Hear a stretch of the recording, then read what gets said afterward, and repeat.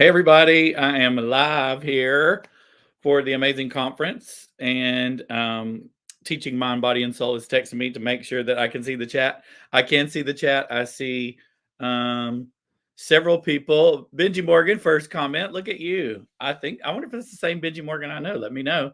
If you're in the chat, let me know where you're from, what you teach. I see another name there. I'm going to hope that I say this right. Fash. Welcome to the live question and answer. Congrats to Benji for being the first chat. Working on a fix for the sessions in the portal now. There's an outage. Oh, yes. The outage is affecting. Taryn, welcome from Pennsylvania, teaching fifth grade full time. Are you departmentalized? Like, do you just teach math or social studies or science or English, or do you teach all the subjects? Benji, yeah, it's you from Beaufort, entering year 22. Benji, you are not that old, because if you're that old, I'm that old, right? Benji and I went to college together back in the day. Don't ask us where. We don't like to talk about it. I'm just kidding. Don't send me any emails. Taryn, you teach all of it. Amazing. That's amazing. Taryn, what's your favorite thing to teach? What's your favorite lesson? Benji, you are 29. So am I. I am saying I'm 29 also. Taryn, I want to know what your favorite thing to teach is. Benji, what do you teach? I can't remember what you teach. So let us know. Anybody else in the chat, let us know where you're from, what you are teaching. I would love to see those things. You may be wondering what I'm doing while you are engaging in the chat. I am prepping these little note cards. I make little note cards on the side. I got a little side hustle called Jed Creates. I think I talked about that in my session. But I have a an artisan market tomorrow, where I will be selling my cards and stickers, and I'm just prepping some stuff to get ready for tomorrow. Thought I could use my time. You know, us teachers, we use our time wisely. Taryn, you love to teach math. I love that. We need teachers who love to teach math, because a lot of kids are scared of math. Yeah, I was definitely a kid who was scared of math. My brain doesn't think like that. And so I'll tell you, I love this that you said this, because remember when the new math took over and everybody was talking about new math? Oh, hey, Brittany from Maryland, Margaret from South Carolina. Oh, Margaret, where are you from in South Carolina? Go back to the math, what I was saying when I saw people pop up. When the new math kind of took over and everybody was like freaking out, like, oh my gosh, we have to teach this new math. I was teaching second grade at the time, and I learned math all over again in a better way, because the new math gave me all these different ways to think about it. Whereas the old ways, it was this algorithm. This is the way you did it. And I learned the algorithm. Obviously, I can do the math, but I felt like conceptually the new math like helped me see numbers in a different way. And now I don't subtract at all. I add up and I add up. That's what I do. And then that's how I get the difference. And I also learn how to subtract using negative numbers. Like you know how, like if it's like 51 minus 28, right? I was always taught that 1 minus 8 is not possible, but 1 minus 8 is possible. And the answer is -7, right? And so if it was 50 minus 28, right? So then you got a -7, and then you got 50 minus 20, which is 30. So you got 30 minus 7, which is 23. And I think that's the answer. I don't know. I'm not doing it right here on the paper, but I'm thinking it through my head. Margaret, you're from Dillon. I'm in Spartanburg, so it's not too far from me. You're probably about 3.5 hours for me, because Myrtle Beach is about 4 hours from me. So you're not too far. Margaret, you said you love to teach reading. Tell us what you love to teach about reading. I love to teach reading too. I taught first and second grade for the bulk of my career. And the um, first grade years were so pivotal to, building that understanding of reading, and helping them. And then second grade was, lots of helping them fall in love with reading. I'll tell you a great story about me as a reader. Won I won a the Spartanburg County Reading Teacher of the Year. I forget what year it was, but they invited me to receive my award, and they said, "Oh, tell us about what you're reading." And I kind of, I'm quick on my feet, so I was like, "Oh, you know me. I teach second grade. We read lots of Berenstain Bears and Arthur and Franklin the Turtle." And everybody laughed, and we kind of moved on. And then afterwards, I had a moment where I was like, I'm teaching kids to the phrase "readers are leaders." I'm literally doing that every single day, but I was not a reader. And so I went to the librarian at my school where I taught, and her name is Elizabeth Graham, and she is fighting cancer right now. So y'all just think and send her good thoughts while I'm telling the story. But anyway, I told her, I was like, "Elizabeth, I'm not a good reader. Whatever you do to reluctant readers, I need you to do it to me." And ever since ever since that first book that she put in my hand, it was a book called Among the Hidden, um, by Margaret Haddix. It's a dystopian, and based on my reading inventory, she just determined that I would like a dystopian, and so I read that one, and then it turned out to be a series of like 7 books. And honestly, I have not turned back. I've been a reader ever since. I have been reading, reading, reading. This year, I've already read um, 50 books. I'm in the midst of 51 right now. And actually, I take that back. I've read 51. I'm in the midst of 52 for this year. And, I can't believe that I lived over half my life without being a reader. I'm not going to make that mistake for all the time that I have left, because I absolutely love reading, and I don't have a favorite genre. I read anything. I love a memoir. I love realistic fiction. I love history. I love self-help books. Um, for a while, for about 10 years, I was really into running, and I devoured any book that was connected to running. I really wanted to know um, what books, what stories, read stories of running, and it was just amazing.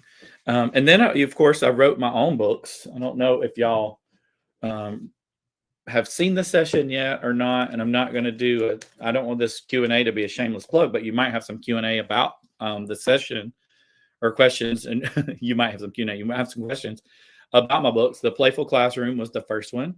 The Power of Play for All Ages in learning. So not just littles, but play is valuable for reading or for learning all the way into adulthood. I learn best when I'm playing. We all do, because that's the way our brains are wired. Then I wrote the book, The Courageous Classroom, with a different friend, Dr. Janet Taylor. This one's a very heavy book. It's about fear and trauma and how it's impacting students, but also how it impacts us as teachers, both as we carry the weight of our students' fear and trauma, but also unpressed, unaddressed fear and trauma in our own lives.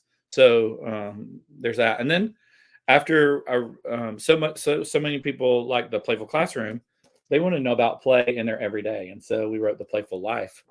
Um, and that book, honestly, that last one, The Playful Life, it changed my own life.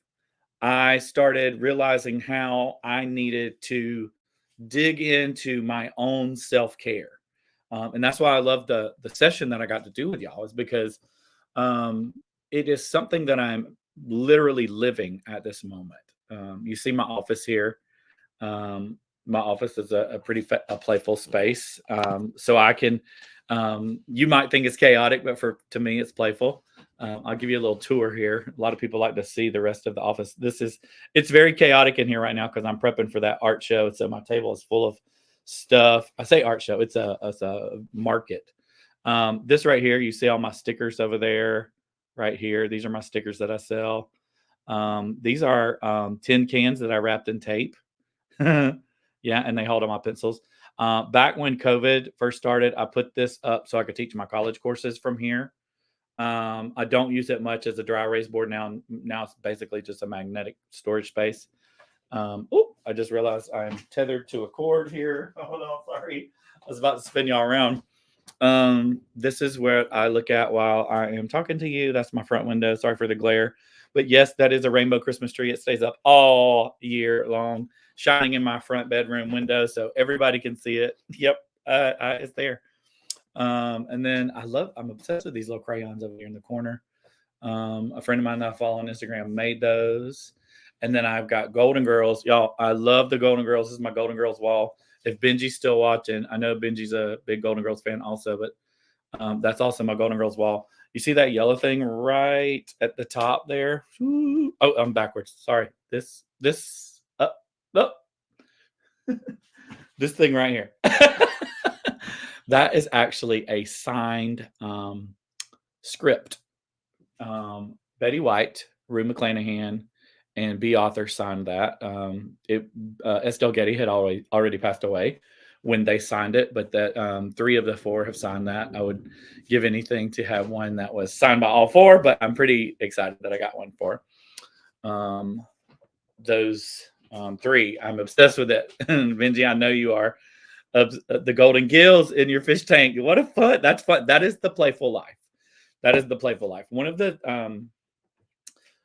things that I didn't talk about in the session that we do talk about in the book is the qualities of a playful mind, a playful mindset. If you have a playful mindset, these are qualities.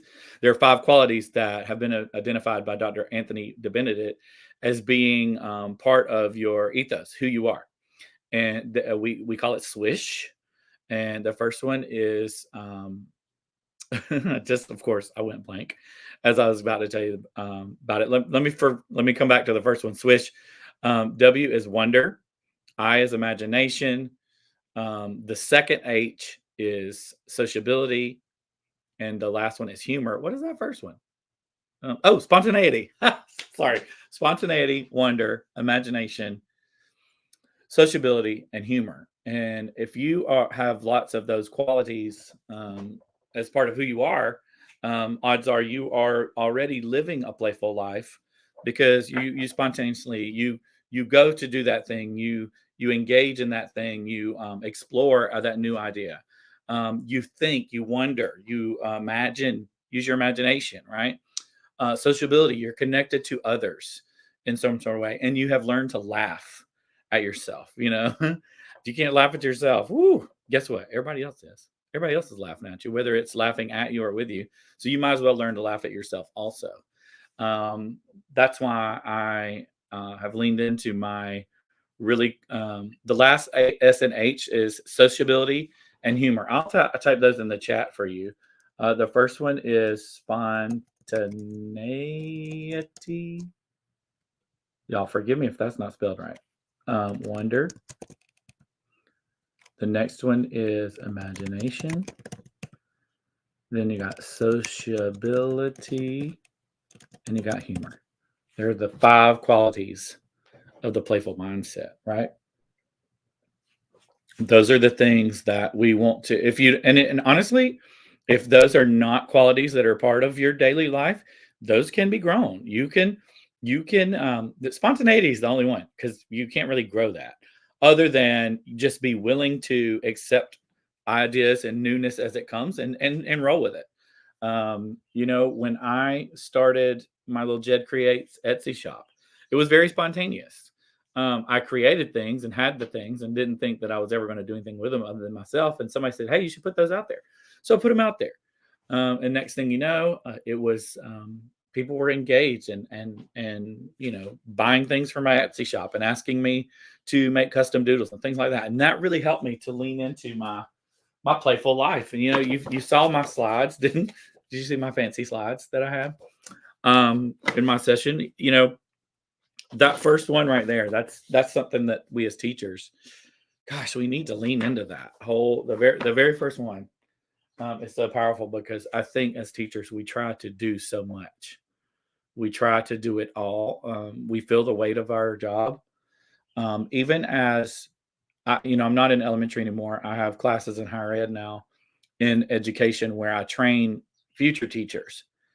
And the way that I structure my class is that I give them a menu of lots and lots of um, projects, lessons, learning experiences, that kind of thing that they choose to complete. And I tell them the first day of class, there's 100 on here. You will not be able to do them all. You cannot do them all. I've intentionally given you too many so that you can prioritize what matters most to you. Okay. And so that's what we have to do as teachers, for that work-life balance, is prioritize what we think is important to us, what we believe is the most important to us. Um, do any of y'all have any questions? This is supposed to be Q&A, and I feel like I'm just talking, talking, talking. I would love to know if you have any questions about the session, thoughts that you want to share. You'd love to add these elements to your high school classroom. Any suggestions? Find that even my 10th graders love stickers, competition. Any other ideas for teens? Look, I'm going to tell you, that's a great question. Okay. I'm glad you love the ideas about menus. I think that student choice should be so prevalent in every classroom. Menu boards are amazing because, look, not every kid needs to write a 10-page paper. It just doesn't need to happen.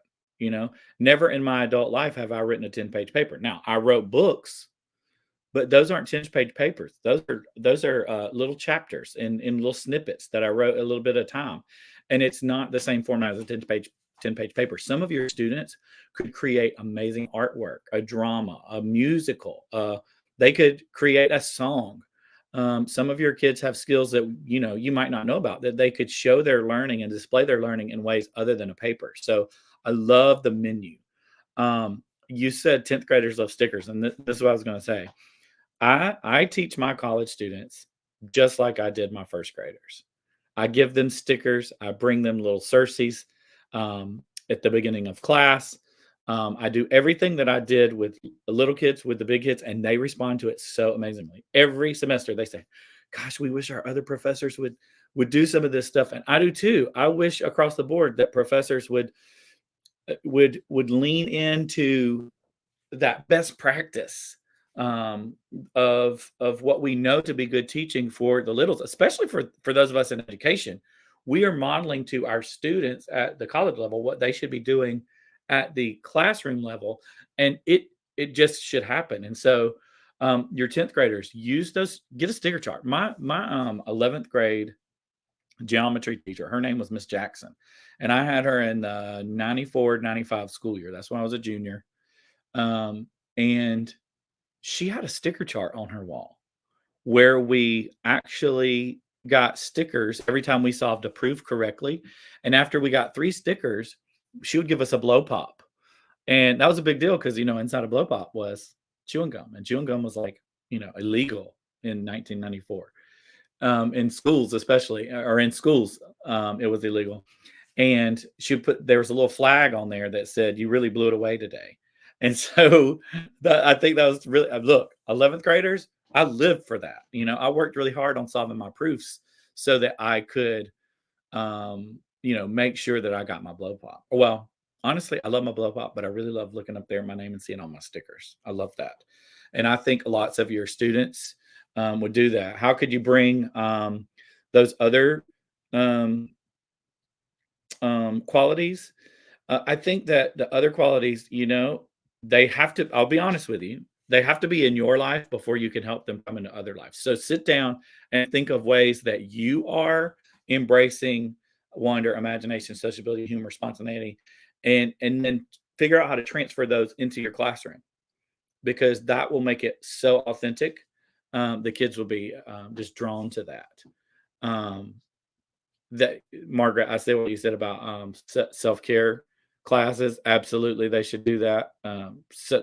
Such a valuable thing right there.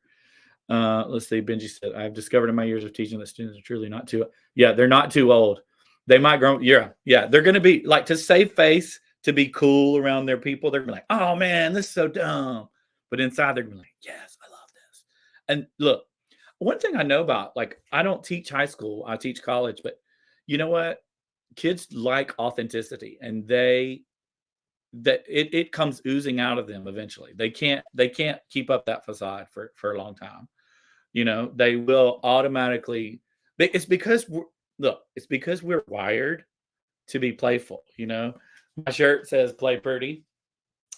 This is a shirt that I made. It's in my threadless shop. I'll share it with you if you want to grab this. But "Play Pretty." If you're from the South, you've probably heard this before. Your grandmas might say this. They'll say, "No, y'all get out there and play pretty. Y'all go outside and y'all play pretty." It has two meanings. One, it means get along with each other. Play nice. But it also means get out of my hair for a minute. I need to rest. Y'all get out there and play pretty. Somebody said, "Can you share how you transitioned into higher ed? What sort of certs, education, or et cetera, did you pursue?" Okay, this is a great question. I get this question a lot of times, and so it it is different for every college and university. They all have different expectations, requirements, whatever for um, their adjunct. I'm an adjunct. I'm not considered a full-time tenured professor. And honestly, that's not something that I want at this time in my life. I'm not seeking that. But the way that I got into adjunct work is I was a former I graduated with my master's from Converse College, now Converse University here in Spartanburg. And they reached out to me and said, "Hey, we have a course that we think you'd be good to teach. Are you interested in doing it as an adjunct?" It was because I was connected to the college and knew people there. And that honestly is the number one thing as far as if you want to do that full time or even as part time as an adjunct. Knowing somebody there, it helps because then you hear about the needs that they have. Okay. So then the next thing, how did I get certified? What Converse did, and a lot of universities do this. If you don't have your PhD, they have a rubric that you have to meet certain requirements um, beyond your PhD. And so at Converse at the time, I don't know if they still do this, but at the time, Converse was, they had a rubric and it would say, like, have you been published locally, state, regionally, nationally, globally? At the time, I had been published nationally. So I checked nationally, right? Have you won any awards locally, state, regionally, nationally? I had won some national awards, so I checked national, right? Um, have you spoken? Have you delivered keynotes at conferences or presented at workshops? And then the same pattern. Anyway, there was like a series of 10 questions, and all of them I had checked at the top end of the rubric. And so that allowed me to meet their requirements. Then, once I had adjunct under my belt on my resume at Converse, that really opened the door for me to be an adjunct, wherever they might need me. I have been an adjunct at Converse College, Lander, Limestone, USC Upstate, USC Columbia, Mount Holyoke in Massachusetts. I did a couple of semesters for them. So I really suggest, my biggest advice is to reach out to anyone you may be connected with in the education departments at the college where you went, or if you have friends that work there now, if you have any colleagues that could connect you to their schools, or if they know anybody, that's the best way. That's the best way. Most schools have a need for adjunct works because the course loads, are a lot for the full time folks. So adjuncts help out there. But I will say, as the enrollment for we don't have as many people coming into the education field as we used to. So enrollment is down in lots of places, and that can also hurt the need for adjunct work. Um, right now, here in South Carolina, I think the adjunct work is that I'm doing is I think I'm safe for the time being, and I hope so. But I hope that answers some of your questions. There's not like there's not a you go take this test and get the adjunct certification. Um, Full-time work at most universities requires you to have a PhD in your field where you are teaching. But they don't all require that. There are some people who teach full-time that don't have that PhD. But what they do, they are also published. They are speaking, teaching beyond. the normal day-to-day duties. And so, if that is something that you are interested in, start putting yourself out there to apply to present at conferences. Seek out, not just, when I say publish, I don't mean Taryn, I'm glad you said that. I don't mean just writing a book, because I was literally about to say that as your chat popped up. You don't need to just write a book. If there are articles or journals that you follow and read, I'll show you two that I am connected with. Right here, I think I've got, yeah, at least two right here. Art education, and then school arts. These are professional journals, and they often have requests for teachers to write articles. Find the books, find the journals that are connected to your work. I'm sure there's elementary journals out there or math journals out there. Read whatever. I should know more of those. Honestly, I don't know those off the top of my head, but you could publish articles for them as well. The most colleges and universities don't consider blogs being published unless you are privileged enough to write a blog for a really esteemed institution. I personally think if you get a blog on Edutopia, it's pretty cool. But I don't think that colleges, academia, they have their own set of criteria. So I would, here's another good idea. I just thought of this. I know we're spending a lot of time on this, but it seems to be something you're interested in. The look at the bios of the professors in the education departments where you want to be. I see somebody mentioned Coastal Carolina. Go to the web page, look on the bios of the professors and see, look for their vitas. Their vitas are probably on there. See what they're doing, see what they're publishing, who they're writing for. And that'll give you some good idea. Hey, Erica, welcome. Sitting and waiting at the airport. You're not the only person I know that is waiting at the airport. I am so sorry that you are dealing with that. Oh my goodness. What a mess that whole thing has been. It impacted us behind the scenes with the StreamYard. I had to get a new link at the last minute here. But you're not my only friend, only connection at the airport. And I'm kind of thankful that I'm not traveling right now, because I literally just got back from Austin, Texas on Tuesday, and I'm flying again this coming Tuesday. I'm hoping by this coming Tuesday it's worked itself out and all the delays have made their way through the system. We'll see. But from what I'm reading, it might impact my flight on Tuesday. Erica, tell us where you are and what you teach. And where are you stuck at? Where are you from? But where are you stuck at? I hope it's somewhere good, and I hope that you're in a lounge. Hope you're in a Delta lounge. Be very thankful. It's crazy. Yes, I can only imagine how crazy it is. It's got to be just a nightmare. Thank you, Margaret, for that. You love my energy. I can surround myself. Thank you. I really appreciate that.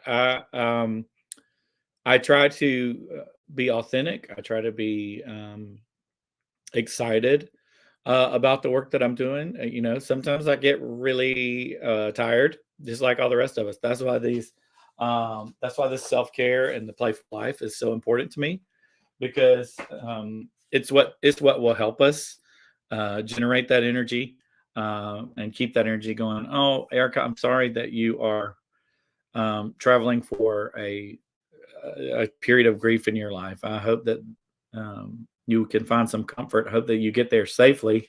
What are they saying about your flight? Are you going to be able to make it in time? I hope so.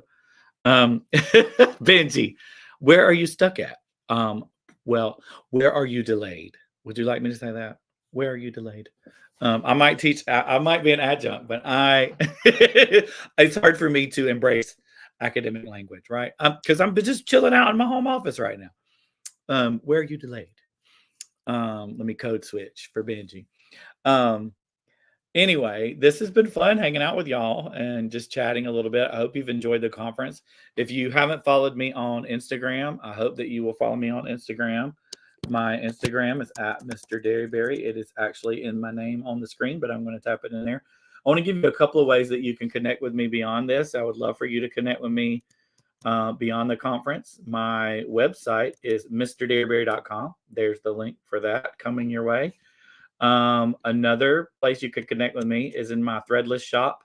I am constantly adding new t-shirt designs here. There's only 4 in there right now, but I'm about to unleash a whole bunch, so follow that. If you're interested in my stickers and my note cards, those are for sale on Etsy. I would love for you to go check out my Etsy shop. And if you would like to receive some good mail from me, yeah, like actual mail, only one thing, I want to send you a little bookmark and a sticker. And believe it or not, I don't have any right here because they're in my room because they were packed up from a trip and I didn't bring them back in here. But I have a little bookmark that talks about all the things playing can teach you. And I will have a sticker that says mrdearybury.com with a cute little doodle of me on it. If you will fill out that form right there that I just sent, I will mail those to you complimentary as for you just being connected with me here. Now, that's only for the live people to get the bookmark and the sticker. That's a perk of the live. But the rest of you, if you want one, I don't know. If you just message me on the email and be like, I wasn't there live. I probably would send you one. But the live people are going to get those faster because they're going to go through this form. And, but anyway, that's how it is, right? That's how it is. It's a perk of being here live. Next time you'll be live with us. It's 10 o'clock. I'm supposed to wrap it up by 10. I see Teaching Mind, Body, and Soul. Join us for the next Q&A with Michelle Vosberg. Love y'all bunches. We'll see y'all. Y'all, like my granny said, get out there and play pretty. We'll see y'all.